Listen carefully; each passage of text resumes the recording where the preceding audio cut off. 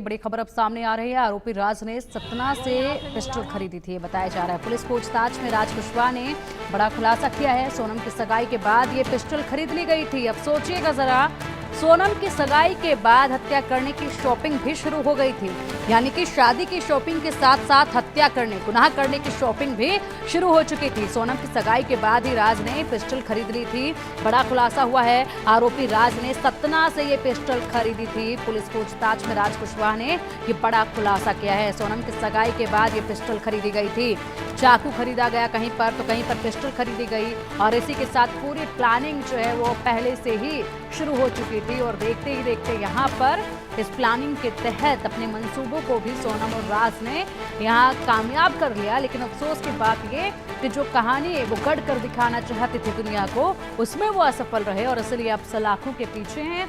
पूछताछ लगातार उनसे जारी है, जिसमें बड़े खुलासे हो रहे हैं। अभी एक नया खुलासा हुआ है जिसमें राज कुशवाहा ने यहाँ पर अपना जुर्म कबूल करते हुए कहा है कि सोनम की सगाई के बाद ही पिस्टल खरीद ली गई थी।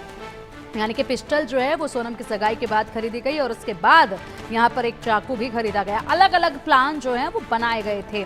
ये तस्वीरें आपके सामने दो हैं और इन तस्वीरों में देखिए, एक तरफ यहाँ पर सोनम राजा के साथ जिस तरीके से तमाम जो रीति रिवाज हैं उनको पूरा कर रही है और अग्नि के सामने वादा किया 7 जन्मों तक साथ निभाने का और हर तरह के हालात में यहाँ अपने पति का साथ देने का, उसके परिवार को, उसके वंश को आगे बढ़ाने का ये साथ दिया। लेकिन ये वचन जो दिए थे वो वचन बिल्कुल बेमाने थे। ये वचन झूठे थे, दिखावे के लिए थे केवल। क्योंकि दूसरी तस्वीर अब देखिए, क्योंकि जो वचन उधर बैठकर सोनम दे रही थी उसके पीछे वो पूरी तैयारी करके आई थी कि यहाँ पर तो सिर्फ जुबानी वचन देने हैं, असली मकसद वो पहले ही तैयार कर चुकी थी। उसी के ऊपर वो लगातार काम करती रही। और बड़ी हैरानी की बात ये कि सोनम ने राजा के परिवार का दिल इस कदर जीता कि परिवार को यकीन ही नहीं हुआ कि सोनम ऐसा कर सकती है, उनके बेटे का कत्ल कर सकती है।